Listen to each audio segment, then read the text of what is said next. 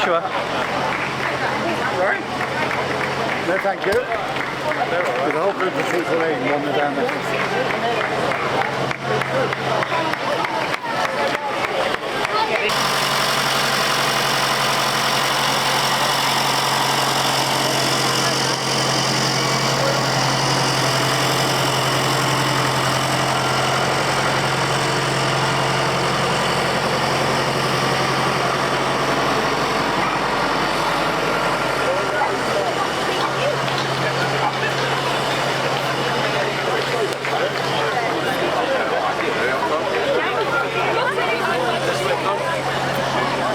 Good morning, everybody.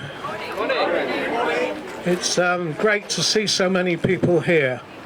I hope you can hear us up on the... Can you hear us from there? Yeah? Louder. Right. I'll shout.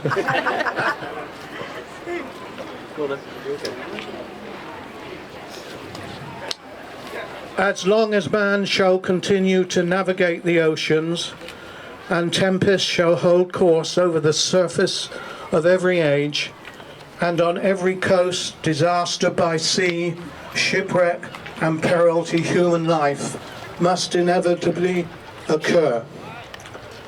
Those were the words of Sir William Hillary, founder of the RNLI in 1824.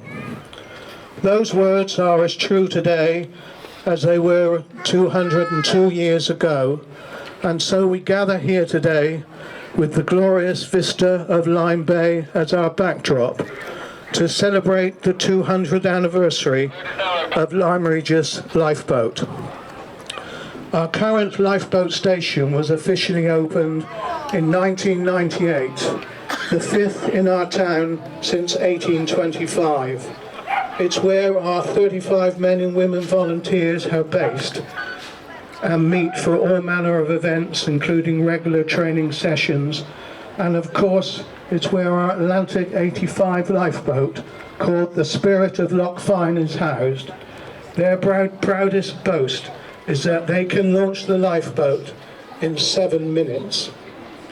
Although the RNLI was founded in 1824, it wasn't until 1853 that Lyme Regis got a proper purchase-built lifeboat.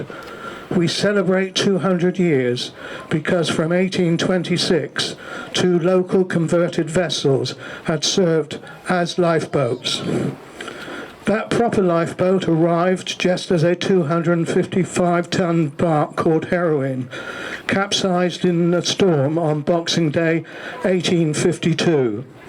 44 people were on board, many of them immigrants heading for Australia, who reached the shore safely, but 4 men attempting rescue drowned.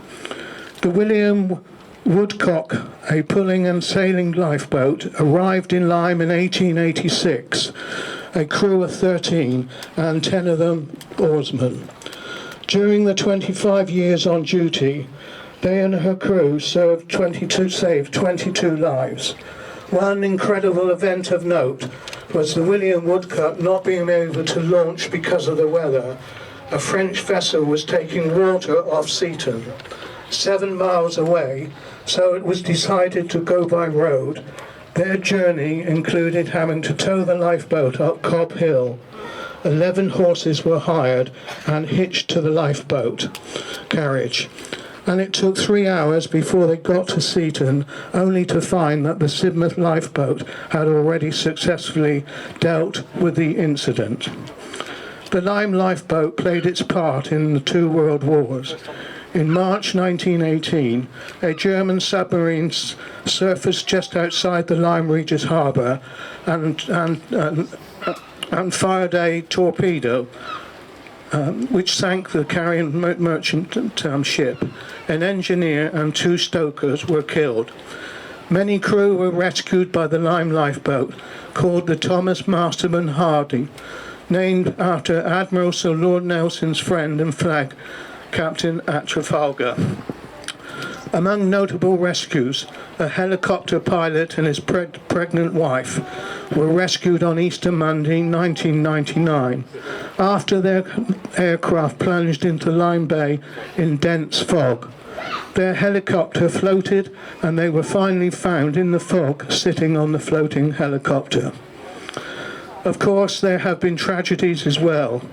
One of the most distressing, a young severely disabled girl's electric chair plunged into the harbour while on a visit to Lyme, and with her parents in 2011. A number of people, including the lifeboat crew, tried unsuccessfully to free her from her wheelchair. A deeply distressing incident. But her wonderful parents return each year to help with the Lifeboat Week in memory of their daughter. One heartwarming rescue to end this brief history. A lone sailor, without speech or hearing, went to sea in a very well-equipped fishing boat and his engine failed. Using British Sign Language, he alerted his sister by video and called the Coast Guard. Our crew were alerted, found the stricken vessel 8 miles off the coast. The crew had been advised of the sailor's problem, so a crew member boarded the fishing boat with the white marker board and wrote down questions and answers while the lifeboat towed them to safety. Over the years, many crew members have been honoured for their bravery and many lives saved. But behind the crew there is an enthusiastic and dedicated team who look after the lifeboat and the station, organise the hugely successful Lifeboat Week and man the lifeboat shop, one of the most successful in the country, which raises tens of thousands of pounds every year. On behalf of Lyme Regis Town Council and the people of Lyme Regis, I pay tribute to those who risk their lives keeping our shores and those who keeping our shores safe, and those who work so hard behind the scenes, and congratulate them on the 200th anniversary of Lyme's Lifeboat. They are the best of the very best. And can I also confirm that the Red Arrows will be appearing in Lyme this summer as part of Lifeboat Week on Sunday, August the 16th at 11:30. Thank you very much.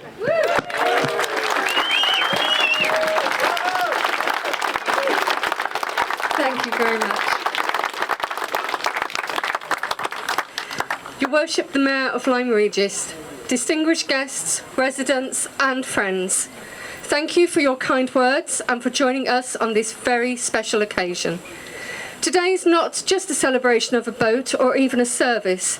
It is a celebration of 200 years of courage, commitment and community here in Lyme Regis.